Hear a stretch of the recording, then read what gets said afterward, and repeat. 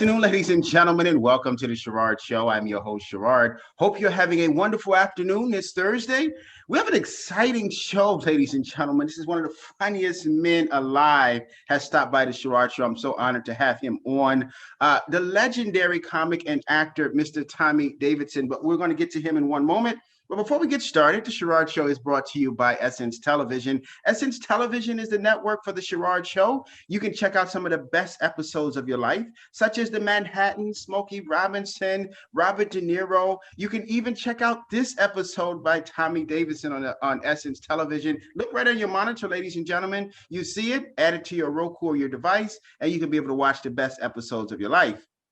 And it's also brought to you by iHeartRadio, ladies and gentlemen. If you missed this episode on television, you can also listen to it on iHeartRadio. Just add iHeartRadio to your smart device as your Roku as well. And again, you can hear and listen to the best episodes of your life. Well, ladies and gentlemen, we're in a time where we just love laughing. We love laughing at great things, great humor, as well as classy humor. At least I know I do. And this gentleman, he has been in my living room for many, many years, from In Living Color to Between Brothers to Malcolm and Eddie to one of my favorite movies, Strictly Business. Also, to being on The Proud Family, Booty Call Bamboozled. He is a legend in the industry, and he's here on the Sherrard Show for our special afternoon conversation entitled Changing Lives One Joke at a Time, the legendary Mr. Tommy Davidson. How are you, sir? What's up?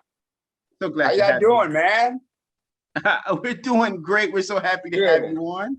Tommy, you have been in the industry for so many years. You've been a busy man. Tell us a little bit about your longevity. How have you been able to stay so relevant after all these years? Mortgage payment and child support. To start out, you know what I mean? To start out with, you know what I mean? And then after, but before that, before the stuff that ain't going to go nowhere, it's the fact that I love it. I love it and always have loved it. I loved it before I can do it as a job. So it's my love for this business. It's my love for entertainment that I think is giving me my longevity, because there's a lot of reasons to walk away. Usually if something gets you uninspired or frustrated or angry or confused, you can just move into another situation where that stuff's not happening, But if you have an interest in it and you have a commitment to it, it becomes a way of life. So I think that's my reason. That's my reason, And I'm inspired by everything around me now. I'm inspired by everything to come. And I'm also inspired by what has already happened. So I'm in the right place. It's Thursday. Tommy, it's amazing because you have opened up for a lot of big people when you were just starting off in your career, like Patti LaBelle and Luther Vandross doing stand-up comedy and things of that sort. And then all of a sudden your career took off. Now, you were just mentioning a moment ago how sometimes things kind of frustrate you and make you want to quit. Mm-hmm. But your love of it has just really permeated to make you keep going. But why today it seems like people really aren't sticking to things like you have in your illustrious career? Well, I can't say individually for someone, but, like I said, when those things are at play, you seek a more comfortable situation. You know what I mean? And this business that I'm in is really complex. It's really complex. So I say you either have to really love it or you just want to seek mastery, And so, and that comes from how are you inspired? What about this makes you love it? And what about this makes me love it is that everybody that I watched growing up, man, they were bad. They made you want to do this. I'm talking about the Jackson 5, the Silvers, Black Ivory, Flip Wilson, the show, What's Happening. I could keep going. I could even go as far as saying, I Love Lucy and McHale's Navy and, the Poseidon Adventure. Oh, wow, you're going back. As far as the Poseidon Adventure goes too, So all of it is packed in one. You know, it was the one thing that I was more attracted to than school. You know, it Oh was wow. to get back to the cartoons, or to get back to the TV, to get back to the music. You know. But you know, Tommy, one thing that's interesting is that one of my all-time favorite, and you just mentioned it, What's Happening, and then also Sanford and Son are two of the funniest sitcoms you ever see. But when A Living Color came along, you know, you duplicated or even took even further what we saw on Sanford and Son, when so many sitcoms and so many shows were not able to do this. What was your secret with that? You know, because you had some of the funniest skits. You did a perfect rendition of Sammy Davis Jr.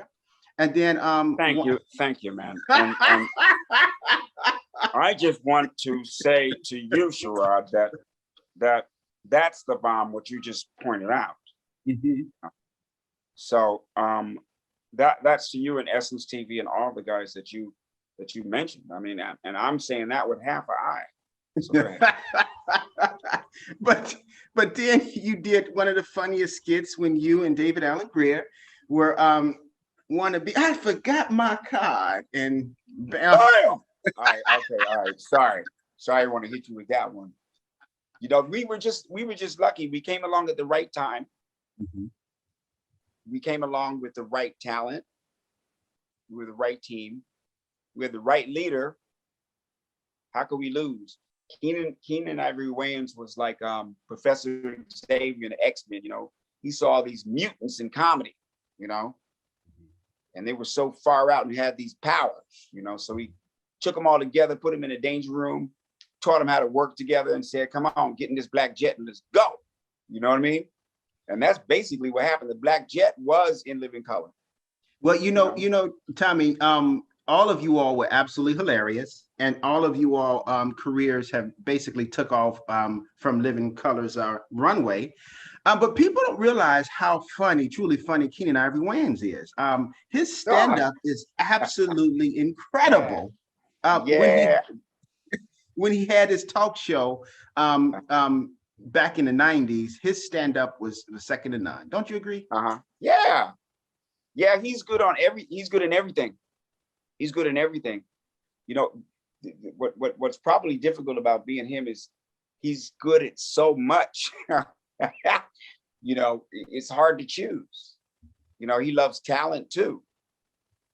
You know, so it's like, you know, he's like this big old pinata, you know, and it's just like he's just full of a whole lot of stuff.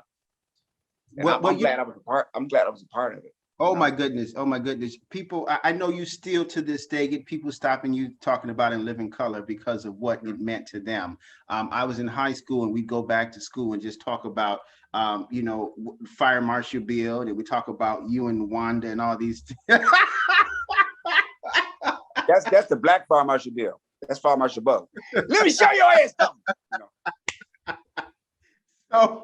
So we would talk about that, Frenchie and Anton and all those, because it was just unbelievable. But you know, Tommy, one thing that you nice too. Frenchie was good.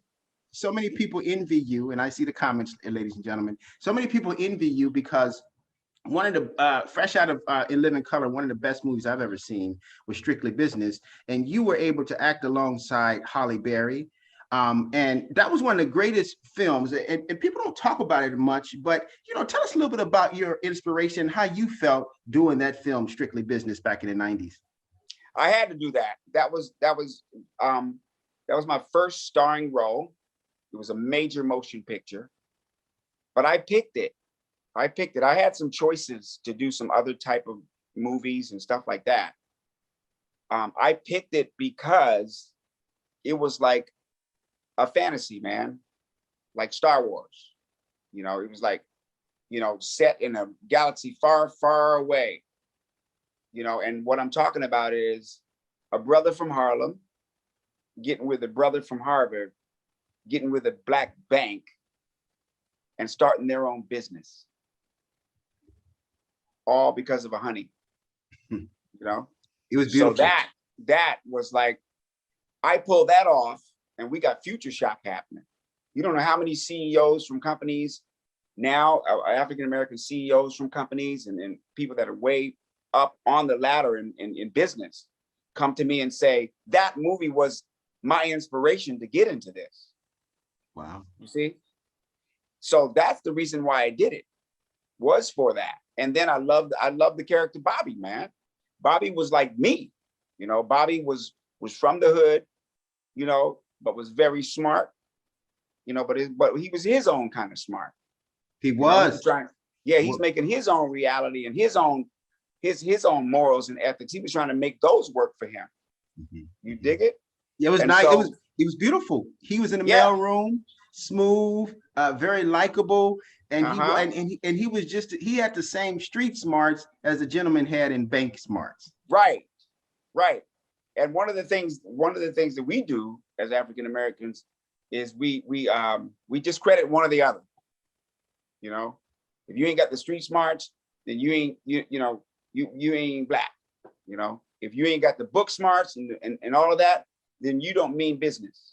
You know, and it takes both of them together for us to have the type of success that we need for the future. You know, and the future's now. That's correct. Now, Tommy, what was it like? And this is from looking at me as a high school kid watching this Strictly Business, and all of a sudden Holly Berry comes on the screen. For you, what was it like seeing her in person, filming and doing a movie with her? Please tell us. Woo. First of all, there was another actress that had the part, and it didn't work out. So they were like, we're going to bring in a new actress, and Tom, we want you to work with her really close because she hadn't done a movie yet, a full-length movie yet, you know. Man, they brought her on and said, I was like, this was gonna be no problem. I was like, this is gonna be no problem, you know, just to be around her, you know, just such a beautiful woman, and she really wanted it bad too, you know, and was fun and had personality and all these things. So I was like, I can do something with this. You know, wow, and we needed her for the film. So me, Kevin Hooks, who's the director, very well-known director, well-known actor, father, comes from a traditional Black Hollywood family. You know, bringing all of it forward. Me, him, and the producers, and we just really bonded together to make Hallie the bomb. To make her the one that you're looking for, you know. That was one of my favorite films, and it worked. It worked. And Samuel Jackson, also, you know, Samuel Jackson in the scenes that were with me. You know, there's a lot of people in that movie that had something to do with that movie that worked directly with me, like Puffy. You know, Puffy was my assistant, but like my partner on the movie. Oh, wow. Yeah. So, and then Andre Harrell was the music producer. Wow. You know, I tried to tell Andre Harrell, you know, you better put this girl, Mary J. Blige's music in the movie and not just on the soundtrack, because she hot. You know what I mean? It was going down like that. You know, Jodeci, that was their first movie. Isaiah Washington, that was his first movie. You know, it was like one of those things. It was such smooth. You know, Tommy, it was such a clean movie. It didn't have to be all this shooting and all that stuff. It was Black people doing some positive things. Absolutely enjoyed that. And then you went on to do even bigger things in terms of Booty Call and Bamboozle and a lot of other, you know, sitcoms as well. But I know that you're on a tight schedule, so we got to talk about your book. You see on your monitor, ladies and gentlemen, Living in Color. I got to get a copy. There we go. Look at that picture. Movie star looks, Living in Color. Now, tell us a little bit about your book. Actually, the book is about me, but about the world that surrounds me, you know, and how I came into the world. You know, I was abandoned in the trash as an infant, found by a white woman, raised with her family in which is my family, in Fort Collins, Colorado, and Laramie, Wyoming. Then moving to Washington, D.C. in 68 during the riots, and what impression that had on my mind and that experience that I had being neither black nor white, being hated and despised by both,